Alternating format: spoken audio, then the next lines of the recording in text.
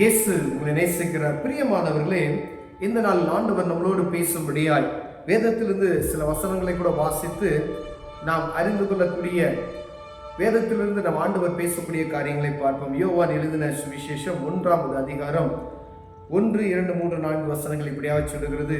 ஆதியிலே வார்த்தை இருந்தது, அந்த வார்த்தை தேவனிடத்தில் இருந்தது, அந்த வார்த்தை தேவனாய் இருந்தது, அவர் ஆதியிலே தேவனோடு இருந்தார், சகலமும் அவர் மூலமாய் உண்டாயிற்று, உண்டானதொன்றும் அவராலே அல்லாமல் உண்டாகவில்லை.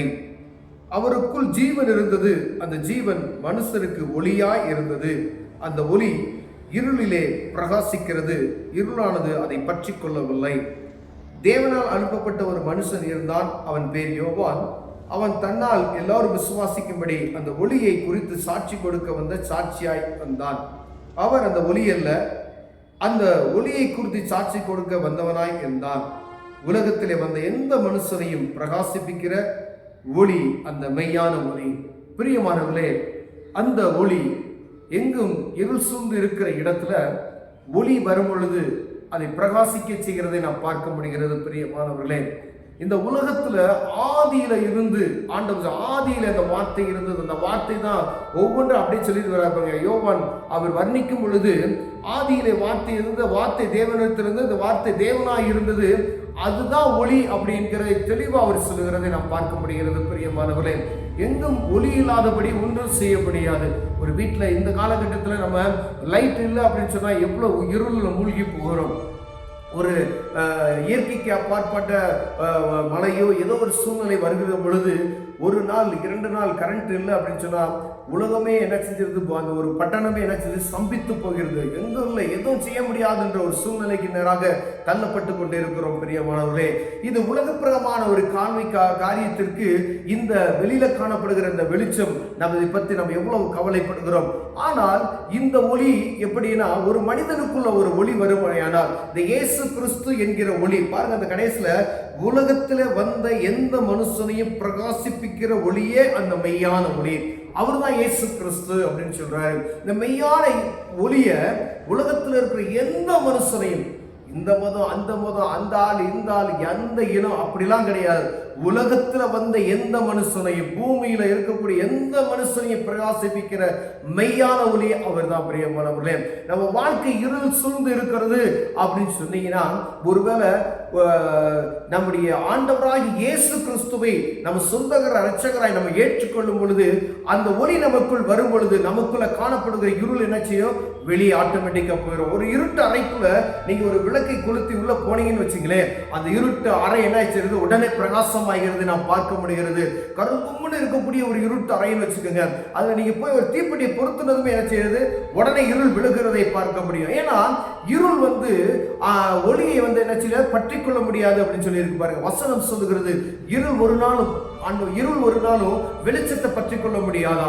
ஏன்னா ஒளி உள்ள வந்துட்டா இருளுக்கு அங்கு வேலை இல்லை. பிரியமானவர்களே, இந்த உலகத்தில் இருக்கிற மனுஷனை பிரகாசிப்பிக்கிற எந்த மனுஷனையும் பிரகாசிக்கிற மையான ஒளி இயேசு கிறிஸ்து என்ற அந்த ஒளியை நாம் தரித்திருப்போமே ஆனால் நமக்குள்ள எந்த ஒரு இருளும் இருக்காது என்பதை நாம் அறிந்து கொள்ள வேண்டும். அவரை தான் தேடணும். இயேசுவை நீங்கள் தேடும் பொழுது அந்த ஒளி நமக்கு வரும் என்பதை நாம் ஆண்டவரை பிரயாசப்பட்டு அதை பெற்றுக்கொள்ளும்படியாக நம்ம ஆண்டவர் வாஞ்சிக்கிறார். பிரியமானவர்களே, அந்த ஒளி பாருங்க நம்ம பிரகாசிக்க. ஒருவேளை என்ன காரியமா இருந்தாலும் அந்த இயேசுவை நீங்க அறியாத இருக்கும் பொழுது உங்க வாழ்க்கையில பலவிதமான சூழ்நிலைகள்ல ஒரு இருட்டை போல காணப்படலாம். வாழ்க்கை இதுதான் வாழ்க்கை, எவ்வளவுதான் வாழ்க்கையா ஒரு வெறுப்போட சொல்லுவாங்க பார்த்திருக்கீங்களா?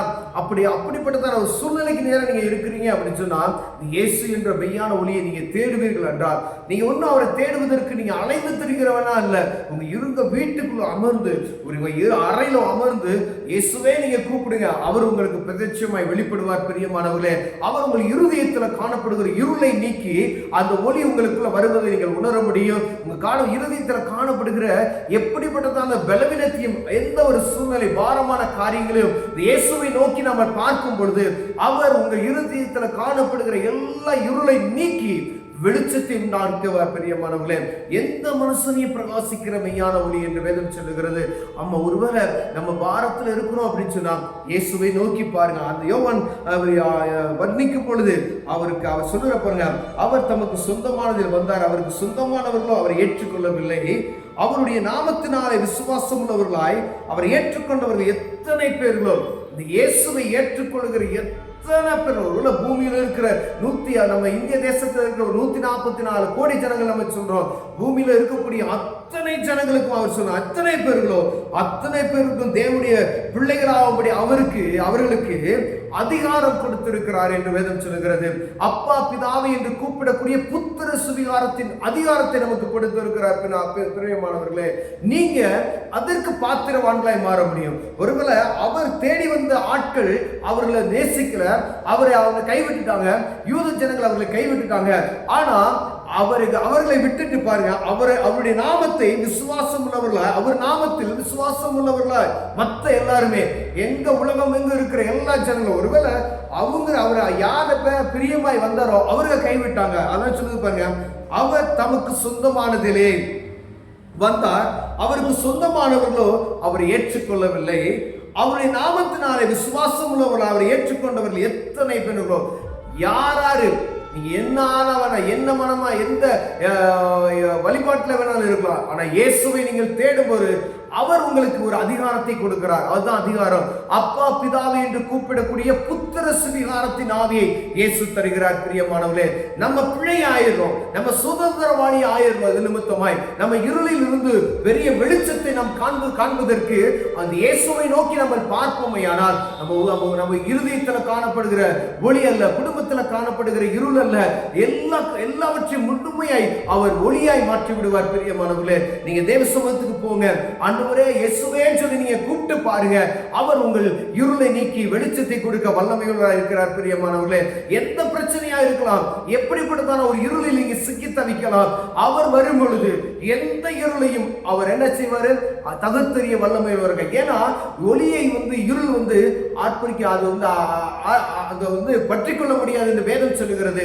இயேசுவின் வல்லமை ஒரு இடத்துல இருக்கும் பொழுது அவருக்கு முன்பதை யாரும் நிற்க முடியாது. பிரியமானவர்களே, இயேசுவை நோக்கி பார்ப்போம். அவர் என்று தேடும் பொழுது அவர் உங்களுக்கு வெளிப்படுவார். அந்த இருளை உங்க குடும்பத்துல, நம்ம வாழ்க்கையில, நம்ம வீட்டிற்குள்ள காணப்படுகிற எப்படிப்பட்டதான மனச்சஞ்சலங்கள் நீக்கி பிரகாசமாய் மாற்றி விடுவார். எந்த மனுஷனையும் அவர் பிரகாசம் உள்ளவர்களாய் மாற்றி விடுவார். கண்களை மூடுவோம், ஜெபம் செய்வோம். அன்பின் தகப்பனே, ஆண்டவரே, அப்பா, ஒளியாகிய எங்கள் இயேசுவை நாங்கள் அறிந்து கொள்ள உதவி செய்வீராக. ஆண்டவரே, நோக்கி பார்க்கிறவர்கள் வெட்கப்பட்டு போனதில்லை என்று சொல்லியிருக்கேன். ஆண்டவரே, எந்த மனுஷனையும் பிரகாசிப்பிக்கிற மெய்யான ஒளி இயேசு கிறிஸ்து என்று வேதம் சொல்லுகிறது. ஆண்டவரே, அந்த ஒளியை அறிந்து கொள்ள எங்களுக்கு கண்கள் திறக்கப்பட உதவி செய்வீராக. இந்த ஒளியை பார்ப்பதற்கு எங்களுக்கு உதவி செய்வீராக. எங்க வாழ்க்கையில காணப்பட இருளான காரியங்கள் எல்லாம் நீக்கி ஆண்டவரே, நீர் எங்களுக்கு ஒளியை தருவீராக நாங்கள் ஜெபிக்கிறோம். இயேசுவின் நாமத்தில் பிதாவே, ஆமென்.